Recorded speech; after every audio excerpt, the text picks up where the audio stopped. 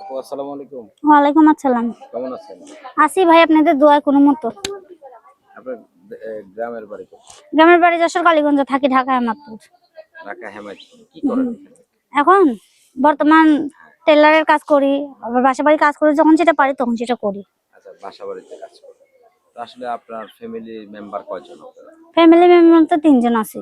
৩ জন আছে। আচ্ছা, বাবা আছে? বাবা নাই, বাবা মারা গেছে। বাবা মারা গেছে। তো আসলে বাবা মারা গেছে, সংসারে বড় কে? আমি এখন বড় বর্তমান। আপনাদের সবার বড়। হুম। আচ্ছা, তো এই যে আপনাদের সংসারটা কিভাবে চলে? চলে এখন আমার আমার আশাই চলে, আমি কষ্ট মষ্ট করে কাজ কাম করে চলাই।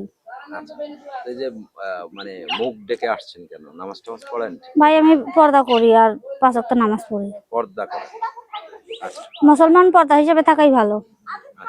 আচ্ছা, দর্শক আপনারা দেখছেন আসলে পদ্মাশীল একজন বোন আমাদের সামনে আসলেন। আসলে এই বোনটির কথাগুলো আমরা শুনবো ধীরে ধীরে।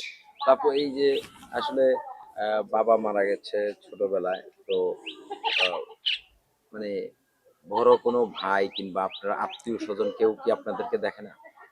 ভাই আত্মীয় স্বজনকে এখনকার যুগে কেউ কাউকে দেখে, নিজে ভাই বোনই তো দেখে না, আত্মীয় স্বজন কিভাবে দেখবে? আছে কাকা আছে, আবার মনে করেন ফুপুরা আছে, একে দেখে না কেউ। কেউ দেখে না। না। আচ্ছা, তো আসলে আপনি কেমন মানে বিয়ে শাদী করতে চান, না ভালো মনের মানুষ হলে আহ, মানে তার সাথে আগে প্রেম করবেন তারপর বিয়ে শাদী, না ডাইরেক্ট বিয়ে?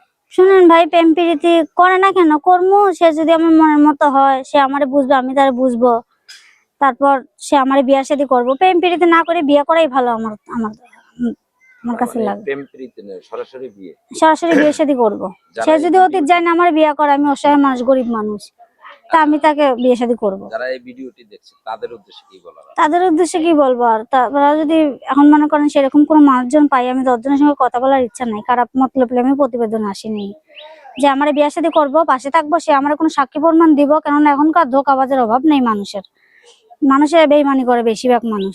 সে যে আমার বিশ্বাস ধরাইবে আমার মনে, আমি তার সঙ্গে কথাবার্তা বলবো, আর কারোর সঙ্গে বলবো না, আমি চিন্তা অফ করে দেবো, আমি যদি মনের মতো মানুষ পাই। আচ্ছা, তো ঠিক আছে, ভালো থাকবেন। আসসালামু আলাইকুম। ওয়ালাইকুম আসসালাম।